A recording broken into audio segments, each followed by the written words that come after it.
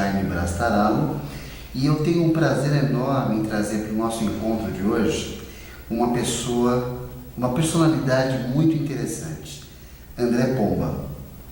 Aliás, eu poderia chamá-lo de DJ André Pomba, mas ele é muito além do que um DJ. Quem é o André Pomba? Bom, isso é uma boa pergunta, né? Quando às vezes as pessoas falam assim, define uma palavra, aí eu já tenho meu clichêzinho que fala assim, batalhador. Que eu acho que eu sou uma pessoa que batalha muito em prol do rock, das causas LGBT e para minha vida como um todo, né? Eu admiro muito, sou metaleiro, admiro muito o Motorhead, que é uma banda de heavy metal, que o Lemmy, o baixista, morreu há pouco tempo atrás, com quase 70 anos. Ele tinha um lema que chamava Born to Lose, Live to Win. Nasci para perder, vivo para vencer. Então é mais ou menos isso que eu gosto, sempre de ter esse mote assim, vamos correr atrás, vamos batalhar. Então as pessoas sempre conhecem, não, tinha uma brincadeira, não, joga pro Pomba que o Pomba resolve aí. Entendeu? Aliás, Pomba, tem uma curiosidade que eu quero que você conte para nós. A tua guerra, a tua luta vem de anos. Você foi o criador da primeira festa rock ligada ao público gay. Exatamente. É muito engraçado que, às vezes, quando a gente fala isso, hoje em dia você vai numa baladinha de... Até pra mim é legal ver isso, eu vou numa baladinha de rock e vejo meninas se beijando, o cara se beijando normal. Mas em 98 não era assim. 11 anos atrás, mais ou menos. 18 anos atrás, 98. Vai fazer 18 anos o grade. Eu comecei a frequentar a Louca em 96, há 20 anos, e percebi que tinha um pessoal que curtia rock. E eu sempre com banda de rock. Falei, vou fazer um projeto de rock aqui, uma matinê de rock, o que vocês acham? É legal, mas ninguém vai ficar. Falei, vou lá e vou fazer. Você sentiu uma lacuna. Porque na verdade eu gosto de dança, eu não gosto assim de dançar, eu gosto de música. Então eu ficava ouvindo aquela música eletrônica e eu falava assim, eu queria alguma coisa com mais. E o rock é uma coisa que sempre tocou meu coração. E aí que pintou a ideia, resolvi fazer. Quando começou, eu senti preconceito duplo. Eu ia, por exemplo, na galeria do rock divulgar os caras, não deixa essas coisas de viado aqui. Ia no meio divulgar, as pessoas falavam, rock, que isso? Com os próprios gays. Com os próprios, ou seja, tinha um preconceito de viaduca no meio do rock. De repente, o que aconteceu? Uma festinha que ia 100 pessoas, todo mundo VIP, ninguém bebia, de repente foi crescendo e a gente teve, eu chamo de a gente teve também um lance de está certo na hora certa. Porque quando a gente começou, a gente tocava nos 80, muito flashback, muita coisa atual indie, e não tinha festa que tocava indie, que misturava tudo. E de repente começou, no início dos anos 2000, começou o estouro do rock, do novo rock com Strokes, Franz Ferdinand, e por outro lado começou a vir um revival muito forte dos anos 80, aquela coisa cíclica. Nos 80 revisitaram os 60 e assim por diante. Voltou Smith, voltou a estar na moda, The Cure, e aquela coisa pós-punk. E a gente acabou catapultando tudo, né? Então, de uma hora para outra a peça explodiu, ficou aí no auge uns 10 anos. E a gente continua hoje ainda com um público cativo aí, em torno de 400, 500 pessoas todo domingo. E exatamente, na Louca todos os domingos, se chama Projeto Grind. Começa às 8h30 da noite, vai até às 6 da manhã. É uma matinê mais balada. É quase uma rave. Exatamente, mais de 10 horas, quase 10 horas de balada. Né? Eu queria que você contasse para nós sobre o Dinamite, ou a Dinamite, como você intitula. Na verdade, a gente costuma falar de Dinamite porque ela começou como um fanzine e depois revista. Eu trabalhava numa revista de metal, chamava Rock Brigade, mas queria fazer uma revista mais aberta, que pudesse falar de comportamento, sexualidade. Aí criei uma Dinamite, que não falava só de heavy metal, falava de todos os estilos do rock. E a revista dava principalmente força para as bandas independentes. E a gente começou a fazer evento, eu sempre fiz evento, sempre trabalhei com produção. E o que aconteceu? Uma hora eu percebia que quando ia na prefeitura as pessoas falavam, a gente precisa de uma entidade sem fins lucrativos para apoiar um evento desse tipo. E o evento não pode ter entrada, ou seja, a gente tinha que cobrar, não podia receber dinheiro da prefeitura, tinha que cobrar a entrada. Então eu falei, vou fundar uma ONG. Então, em 2004 eu decidi fundar a Associação Cultural Dinamite, inicialmente Pinheiros, depois veio para o Bexiga.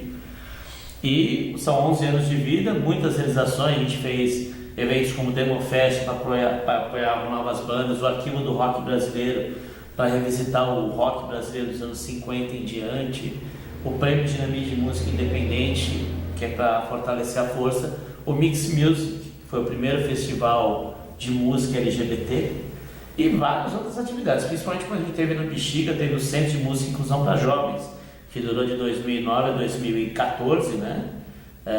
formamos mais de 3.000 pessoas, curso de DJ, canto, teatro, várias coisas. Então, eu me sinto realizado que nesses 11 anos a Dinamite conseguiu. Infelizmente, a gente foi despejado pela crise em 2015. Estamos, a gente chama itinerantes, né? Temos vários parceiros que ajudam, inclusive o Instituto Almendaré, para a gente manter o nome da Dinamite. E estamos, esse ano, tentando buscar algum apoio para a gente continuar as atividades, de preferência aqui no Bexiga, que foi o bairro que melhor apoiou a gente, né? Me fala uma coisa, eu li uma reportagem, um depoimento que você deu, que é um assunto delicado, mas eu vou tentar levar até você da forma mais delicada possível. Como que você vê hoje o panorama do mercado imobiliário? Então, na realidade, eu percebi um negócio. Quando eu sempre fui defensor assim, eu vou dar um exemplo bem claro. Eu sou uma pessoa totalmente contra a especulação imobiliária. E as pessoas falam assim para você: mas pô, olha esse prédio, ficou melhor aqui. Não tem problema o prédio. O problema é que quebrou um casarão. É a memória de São Paulo. Acabou com uma área verde e tal. Existem tantas áreas em São Paulo que precisam ser exploradas, e a tática deles é justamente essa. A gente pega uma área que está mais ou menos descoberta, todo mundo começa a investir, as construtoras começam a tirar bar, começam a tirar pensão, começam a tirar casa. A identidade do local. Exatamente. E eu esclareci uma vez para as pessoas o que estava acontecendo na Rua Augusta já em 2006, então vocês vão acabar com a Rua Augusta. Então criei um movimento de defesa da Rua Augusta, estamos fazendo uma força para que a gente consiga que a Rua Augusta permaneça, ainda com algum viés de lazer, entretenimento, que não vire um monte de prédio com um monte de muro.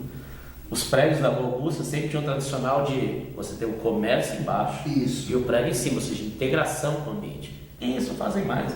Você anda lá, tem um monte de muro na rua. É verdade. É uma descaracterização. Eu até brinquei assim, falei sério, quando teve uma reunião da rede social Bela Vista. O próximo alvo é o Bexiga, que eles estão acabando ali, eles vão descer para cá. Só que aqui é tombado. E o que vai acontecer? Vão criar leis para vereadores, mas daqui a pouco tem essas casinhas lindas que a gente vê aqui do lado do Instituto, vai rodar tudo. Se a gente não tiver um pouco de critério, não tiver um pouco de força, não só política, mas as pessoas se miscuírem disso, a gente é tudo derrubado. Você acredita que uma mobilização precisa ser feita, inclusive, em todo sentido, do público LGBT? Não só isso, por exemplo, vou dizer o Parque Augusta.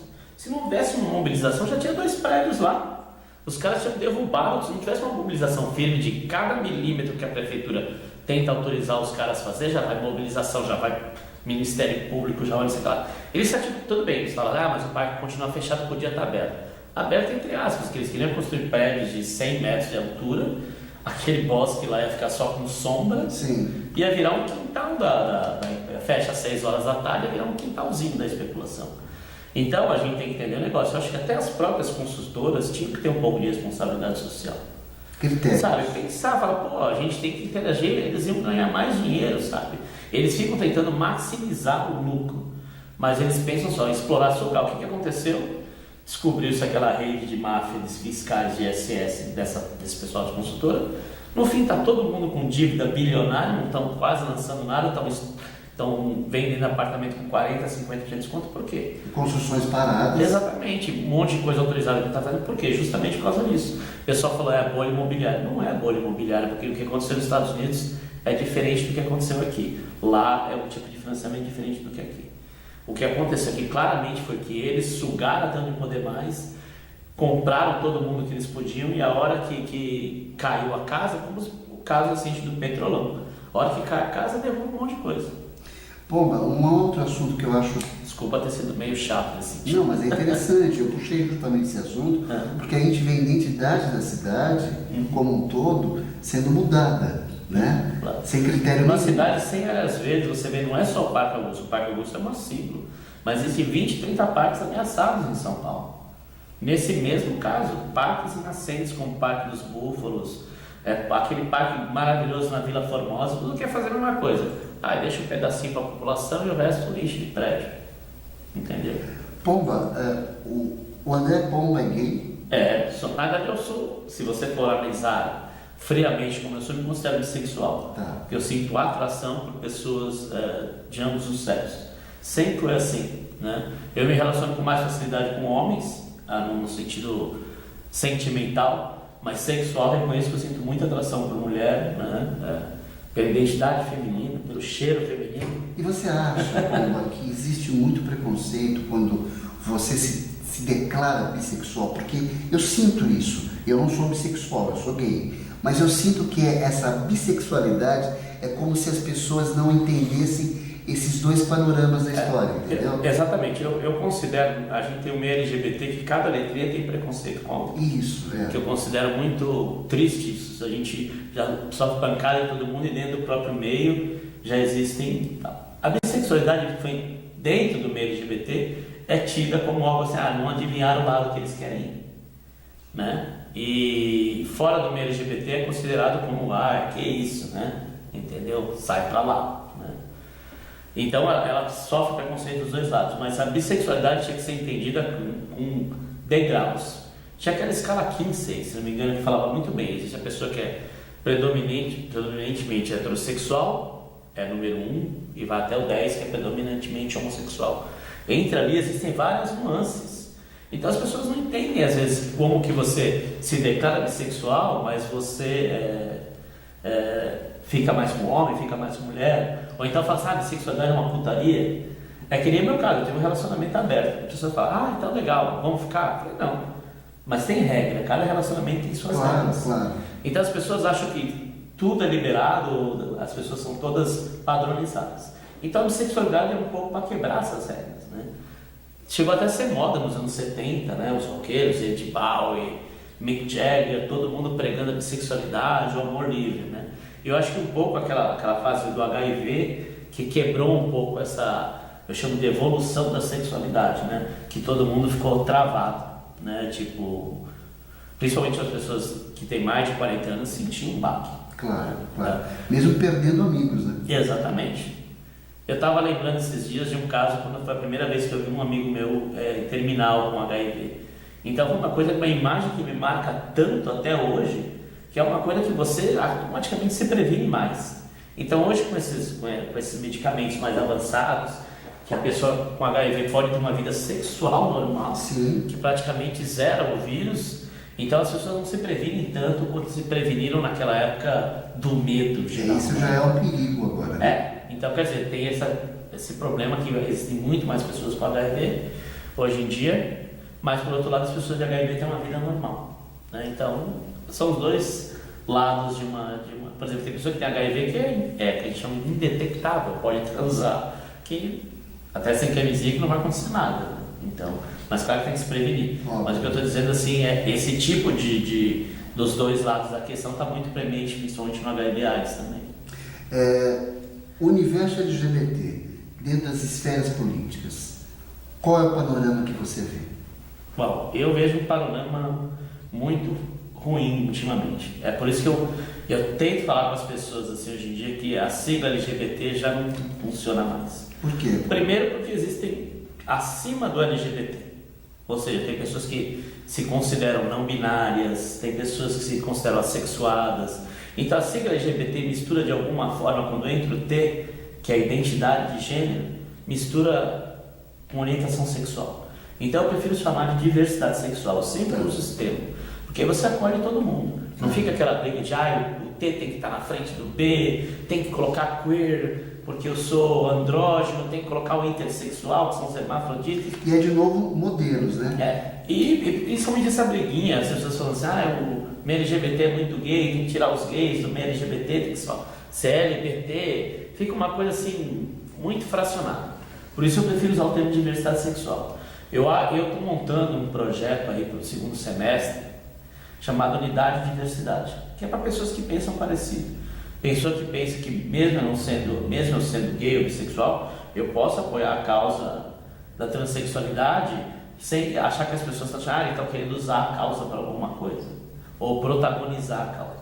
Não é isso, é uma questão da gente estar mais unido e preparado. A hora que a gente tiver essa lição, começar a eleger vereadores identificados com a causa, passa para deputado e passa assim, acho que a gente começa a criar um pouco. Mas é difícil você competir. Como você vai competir com um pastor que tem programa de televisão, tem milhões de dinheiro? Você fala em termos de acesso. Claro. Você pega um pastor que tem um programa de televisão, que recebe doações aí, bota um programinha e recebe 5 milhões para você fazer. Como você vai competir com isso? Uma frase que eu achei muito interessante sua e que eu compactuo é que gay não vota em gay por ser gay.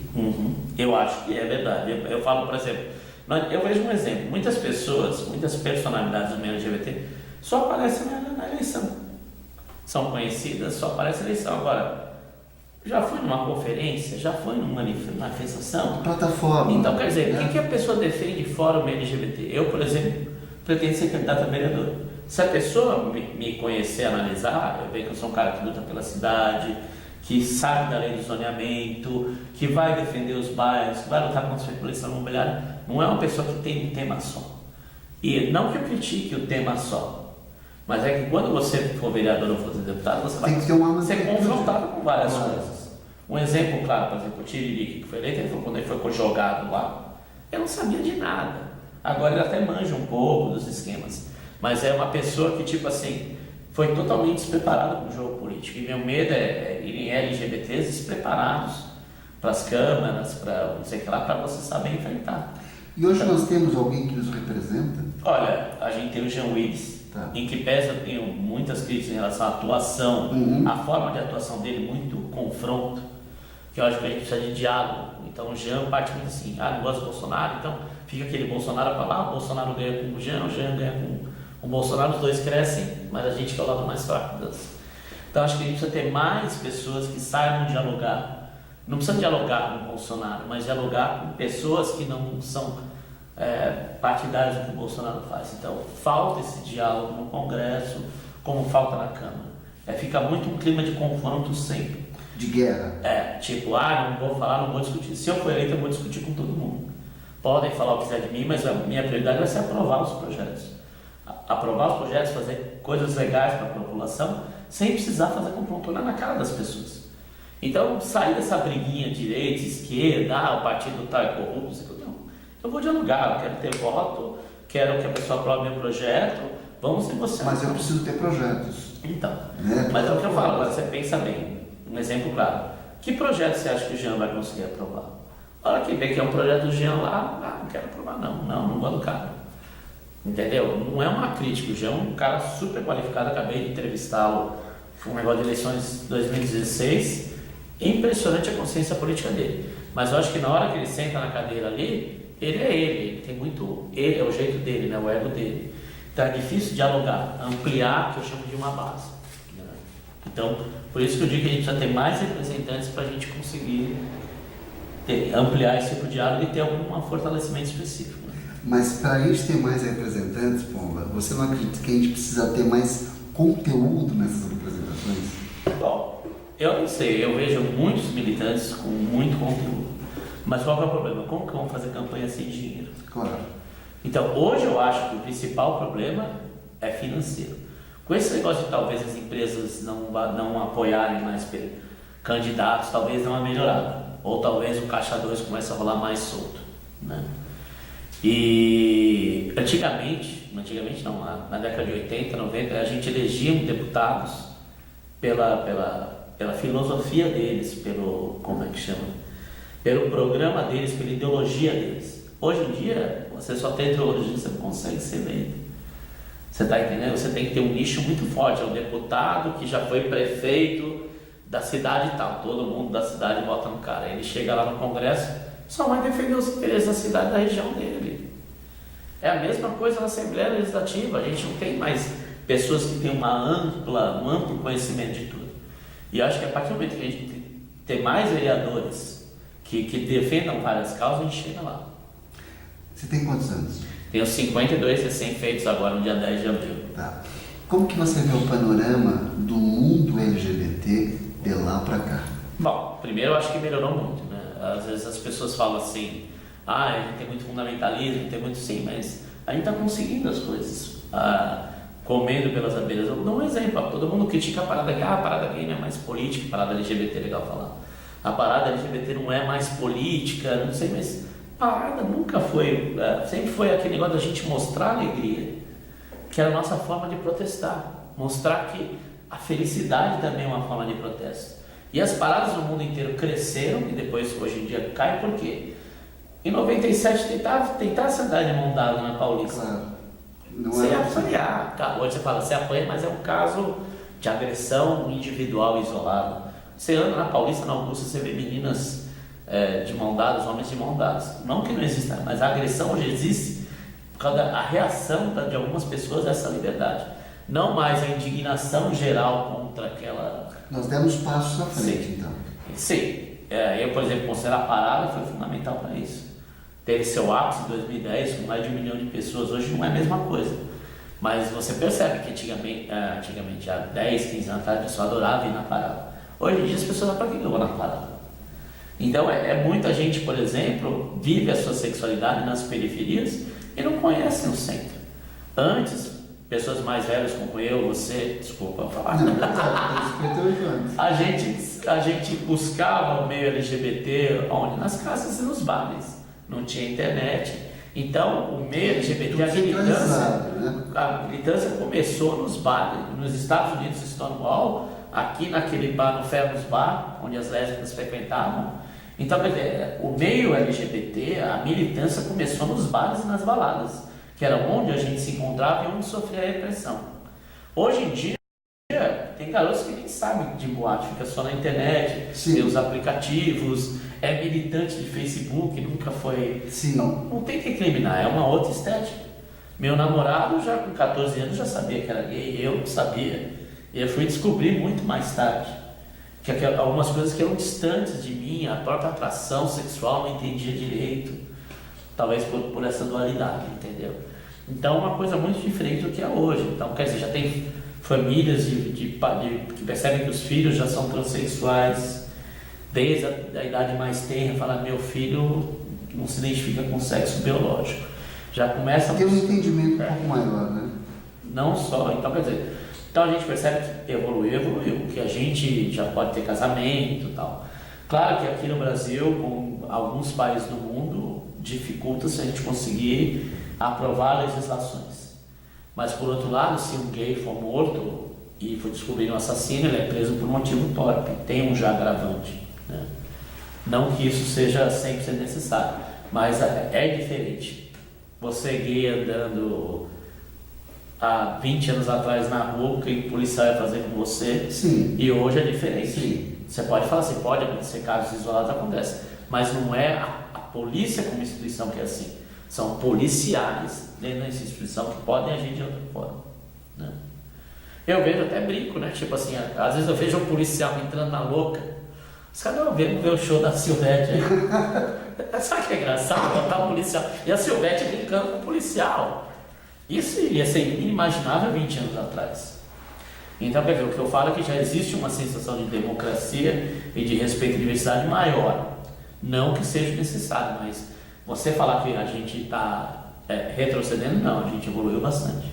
André, a gente poderia ficar aqui horas e mais horas falando de assuntos dentro do universo, não só LGBT. Claro. Né? Aliás, a gente falou muito pouco do seu lado DJ, mas vai ficar para uma próxima oportunidade. Claro, cara, agradeço muito e eu queria que as pessoas me procurassem no Facebook por André Pomba. Perfil André Pomba, página André Pomba, alguma coisa você acha, pode me adicionar, pode me inquirir sobre esses assuntos e quero agradecer muito o espaço a vocês também. Nós que agradecemos. O papo foi muito bom. A nossa equipe de produção são os voluntários do Instituto Umidaré, coordenação de produção da Rafael Domingues, os nossos apoios Artesanal e Quitanda do Umidaré. Eu quero agradecer o André Pomba e quero agradecer a todos vocês. Até o nosso próximo encontro. Papo aberto com você.